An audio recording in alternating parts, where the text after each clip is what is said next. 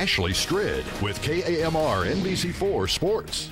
The Venom went 7 straight games without a loss, but people question the toughness of their beaten opponents. We're out here at the Civic Center, home to your Amarillo Venom. The fans are going crazy out here. He had 5 RBI, including the game winner, but he brings a lot more than just talent to the diamond. The Rangers played Game 3 in Seattle today, going for the sweep. It's true, and listen, you can hype up the game all you want. When it comes down to it, the bragging rights are actually decided on the gridiron. 4 turnovers in the first half alone. These are just the kind of mistakes that you can't make against a team like Abilene Christian. In front of a crowd of over 4,000, the Dillas began their season in a much different fashion than they ended it. Welcome to this week's edition of NewsChannel10.com Sports Extra. We're in White Deer, and it's a whiteout. So in order to stay on top, the pressure's on. And Highland Park is coming off of a 42-6 blowout over Claude. They've picked up the 2010 option, keeping him around for at least another year. A renewed confidence, a good game, a great rivalry. When you hear a final score of 23-22, you might think we're talking about football, but usually baseball doesn't come to mind. You guys were down at the half again.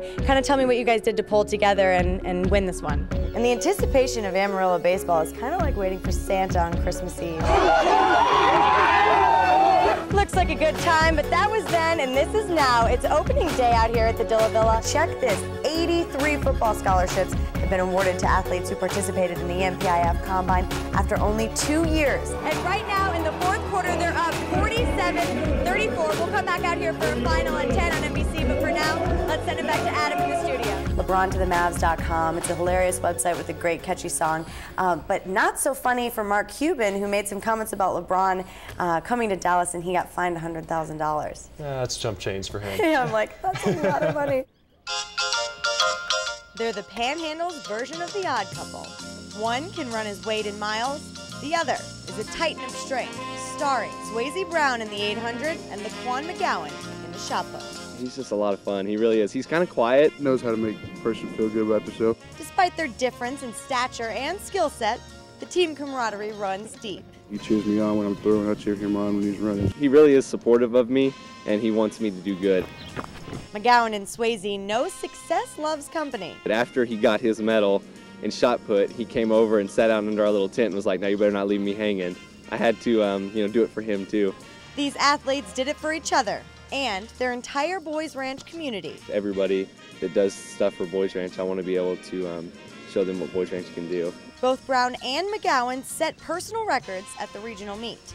Every meet, district, area, regional, I got faster. McGowan took a step further and set a school record. 55-6, that was a new record for Boys Ranch. This dynamic duo is hungry for more. They're in it to win it. I want to throw a 60, but my biggest goal is to come back with a gold medal. If he doesn't quite get it, I'll, pat him on the back, which is really big. It's kind of hard to pat him on the back. I want to try and get down 157, 156 range. I believe he can win it also at state. Regardless of the outcome, Brown and McGowan will always cherish their time in Austin together. We're like, oh, we get to be roomies now down in Austin, so that's going to be a lot of fun. But it's nice to be able to share that experience with someone else. For this odd couple, let's just hope the room comes with more than a bunk bed. For KAMR NBC4 Sports, I'm Ashley Strid. We mentioned last week that Clovis's head men's basketball coach, J.D. Isler, was fired after being accused of recruiting players. Now the superintendent, Rhonda Seidenworm, is resigning. This ordeal has not only torn apart the basketball program, but now the community is pulling together in support of Coach Isler. We always teach our kids to stand up for what's right and stand up for what they believe in, and that's exactly what I'm doing. Initially, Clovis men's basketball coach J.D. Isler was only suspended by the New Mexico Activity Association. But after District Judge Teddy Hartley reinstated Isler to coach until another hearing could be held, he was fired. They have no reason to fire him, and he's like a second dad to all of us. Superintendent Rhonda Seidenworm claims she had lost all confidence in his ability to coach varsity basketball. He's very good for these kids. He's built a program. He just won 500 games in his career. The basketball players went to talk with Seidenworm in protest, and they say she turned them away with no answers. It destroys a community when we have something of this nature, and there's no one to even cry out to get any answers from. We don't have all the answers. We know the truth. So what is the truth? According to supporters, it all started with a controversy surrounding 2 freshmen who were pulled up to varsity. It's a witch hunt. I just feel that somebody didn't get their way, somebody threw a tantrum, because the 2 freshmen that were pulled up moved some people out of a chance to play on the varsity. The recruiting allegations came into play with Leighton Lieb. He moved to Clovis this school year from Dora, but according to his father, they'd been planning to move for over 5 years. The real story is somebody threw a tantrum in the beginning, and Leighton Lieb is being a scapegoat. It's what we wanted, and we initiated every instance of the communication. But that's not all. Remember Jay Crockett, a Clovis grad who now plays at Texas Tech? His younger brother, Devin Crockett, moved back in with his mom and is now playing for the Wildcats, but he says he wasn't recruited either. It's kind of hard to just defend yourself. You kind of just have to go with it and know what's right. These athletes are fighting for what they believe is right, along with close to 1,000 other supporters who have signed a petition for Coach Isler. I really hope all this clears out and we could really go win state and everything go good for us. An optimistic outlook, something Isler has passed on to his athletes. There's always lessons in things, and we teach our kids, you know, you've got to handle good and bad, and you've got to keep your faith and keep your integrity. And you know, I love Clovis. I love the kids here. I love this community. It's a wonderful community. So it's hard and it's disappointing, but you know, we'll hang in there and we'll get through it.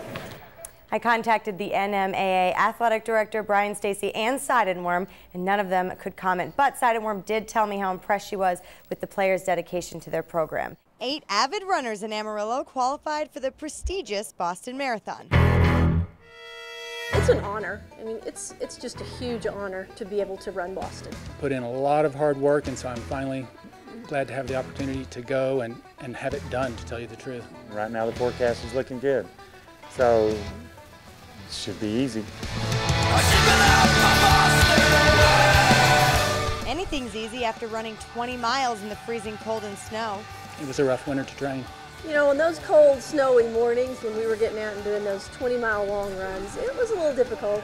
On the worst days, they took things inside. Imagine running 20 miles on a treadmill. I know we're unusual, and every runner's different in a different way, but it's just something to take your mind off the problems of everyday life. Each runner has unique reasons to fuel their passions, but for most, achieving a personal record is worth every mile.